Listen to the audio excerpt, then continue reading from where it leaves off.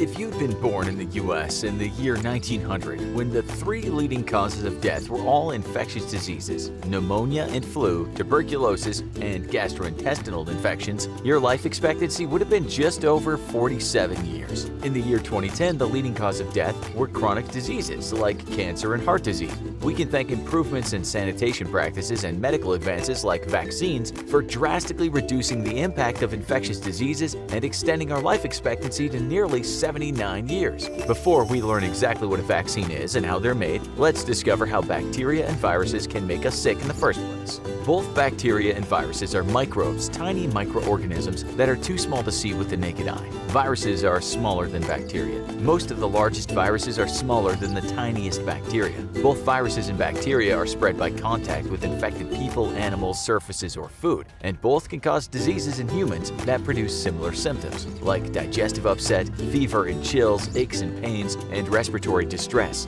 But despite those similarities, bacteria and viruses could not be more different. Bacteria are incredibly hardy living organisms. They can survive in nearly any environment and can reproduce on their own. Most bacteria are harmless to us, and many are actually helpful. Trillions of bacteria live all over our bodies, and scientists have recently discovered that our bodies might actually be only 43% human, and the rest of us made up of microscopic organisms like bacteria. Once a disease-causing bacteria has entered our system, it begins to reproduce and give off toxins, and it's these toxins that make us sick. Bacterial infections can be treated with antibiotics, which either kill the bacteria outright or limit its ability to grow. The bubonic plague, which killed 60% of the population of Europe in the 14th century, was caused by a bacteria. The Spanish flu epidemic of 1918, on the other hand, was caused by an aggressive strain of the influenza virus. A virus needs a host to survive and reproduce. Viruses make us ill by inserting their genetic material into our cells, causing those cells to burst and die or to mutate into malignant cells. It's nearly impossible to kill a virus once it finds a host. We can only treat the symptoms. The best thing we can do is try to prevent viral infections in the first place, and that's where vaccines come in. Now, before we can understand how vaccines work, we need to know a little bit more about our immune system. Our innate immune system's job is to monitor the body for pathogens and act as the first line of defense against infections. For the record, a pathogen is anything that can cause disease, like bacteria or viruses. An antigen is any substance capable of stimulating an immune response, which might only be part of a virus. Many organs and tissues are involved in our immune system. Our bone marrow is where the immune cells are born and constantly replenished. All immune cells start out as stem cells before developing into specific immune cells. Our lymph nodes are located strategically throughout our bodies, usually near openings where pathogens tend to enter, like our mouth or genital areas.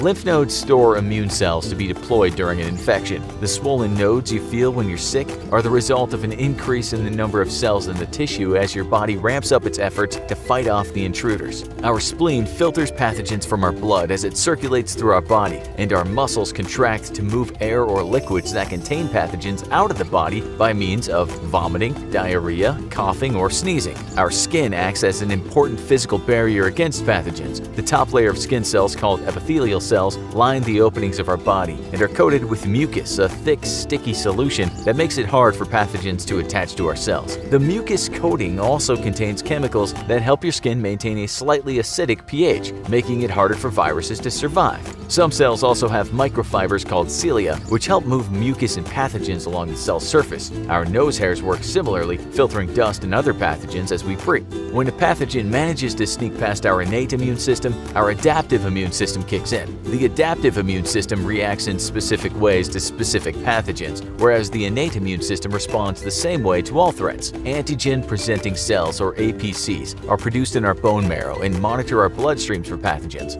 When APCs encounter an unwanted intruder, they phagocytose it, breaking it into pieces and placing them on their surface before heading to the nearest lymph node to present the antigen signal and kickstart the full immune response. The signals from the APCs activate T cells, which oversee cytokine signaling. Cytokines are small proteins that fit perfectly with receptors on specific cells and give that cell instructions to help regulate the immune response. They may tell cells to grow, change, or reproduce, or instruct them to kill other cells infected by the virus. B cells are a type of immune cell that multiply multiplies rapidly and secretes antibodies or immunoglobulins or IG, which are proteins that target and kill invading microbes. Once the infection has been dealt with, all that remains of your adaptive immune cells are a small number of T and B memory cells. After the primary immune response to the first exposure to the illness or to a vaccine, those lingering memory cells will make your secondary response to the same pathogen stronger and more effective, meaning future infections will be less severe, shorter, and may not present any symptoms at all. But now that we understand how our body fights off pathogens on its own, let's learn about how vaccines leverage our immune response to combat infections. So, what exactly is a vaccine? A vaccine is a compound that contains a killed or weakened version of a pathogen that is known to cause disease in humans. The vaccine won't make you sick, but it will stimulate an immune response. Unlike medicines that treat disease, vaccines work by preventing the infection in the first place. The immune response triggered by the vaccine produces the same memory cells that a true infection would, which teaches your body how to effectively deal with the pathogen in the future without the risks of having to get the disease first.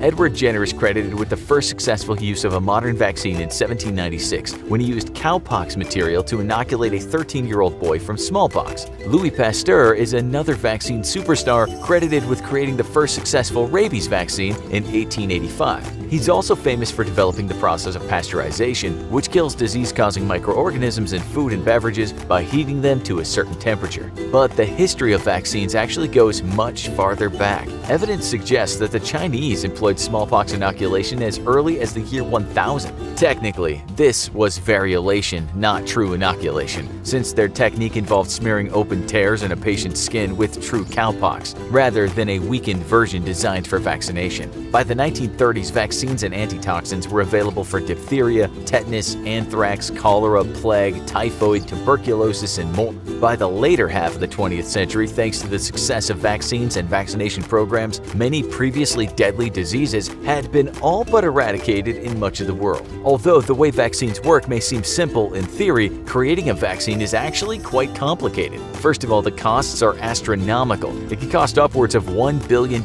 and take more than 10 years to develop an effective new vaccine that we can be reasonably sure won't cause the disease. On top of that, viruses are constantly mutating, and we are constantly encountering new strains of the viruses like the flu. It's almost impossible to predict which strain will hit in a given year, and by the time an outbreak hits, there's usually not enough time to create a vaccine. For viruses that are more stable over time, there are many different methods for creating a vaccine. The method used depends on the pathogen being targeted, whether it's a virus or a bacteria, and the way it causes disease in our bodies. Live attenuated vaccines are created by weakening the virus so that it responds more slowly in our bodies, giving our immune system time to learn how to respond to the intruder without letting the disease run rampant. Normally, viruses replicate thousands of times, but attenuated viruses will only reproduce about 20 times, enough to stimulate the creation of memory cells without making you sick. The measles, mumps and rubella, chickenpox, and some flu vaccines are all live attenuated vaccines.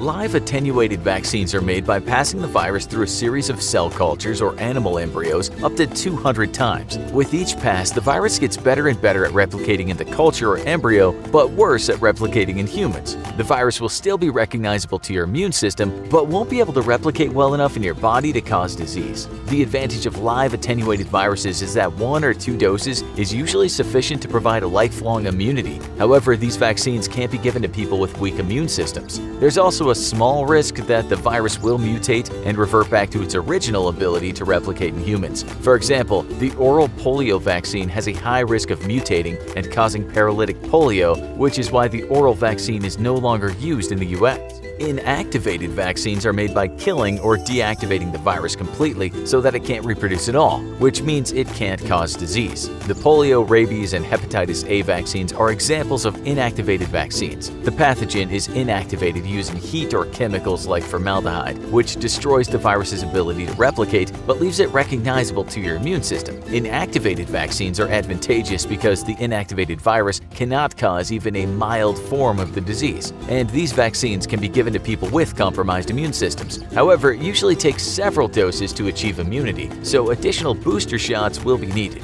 A subunit or conjugate vaccine involves removing one part of the virus and using it to provide immunity. These types of vaccines can be created in a few different ways. One method involves isolating a specific protein in the virus and presenting it on its own as an antigen. These virus-like particles, or VLPs, contain no genetic material and so can't cause illness, but still prompt an immune response which triggers memory cells and provides future protection from the virus. Yet another method uses genetic engineering to insert the genetic code from a disease-causing virus into another harmless virus to create what's called a recombinant vaccine.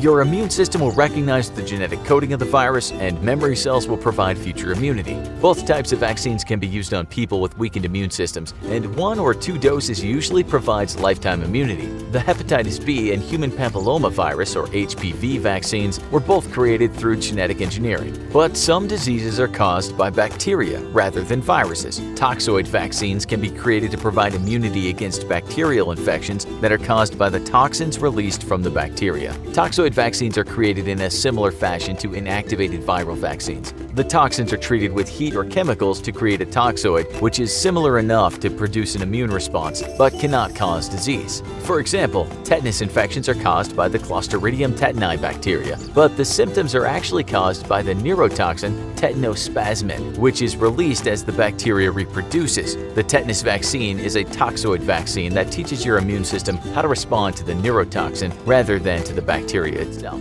Passive immunity is created when you inject a person with antibodies, which immediately destroy pathogens. While you don't have to wait for your body to generate its own antibodies, like with most vaccines, the protection is usually only temporary. One of the most important parts of any vaccination strategy is the concept of herd immunity. When a significant portion of a population is vaccinated, it makes it difficult for a virus to travel from person to person, limiting its spread. Herd immunity is essential for protecting vulnerable people who can't be vaccinated, like very young children, older individuals, and people with compromised immune systems. These groups also tend to be the most at risk for complications from viral infections, so they're depending on herd immunity to protect them. Thanks to vaccines and the concept of herd immunity, smallpox has been completely eradicated. We've almost eliminated polio, many other diseases are held in check, and we're well on our way to creating vaccines for countless other viruses. Vaccines are truly one of the most important medical advances in history. If you enjoyed learning about how vaccines are made, be sure to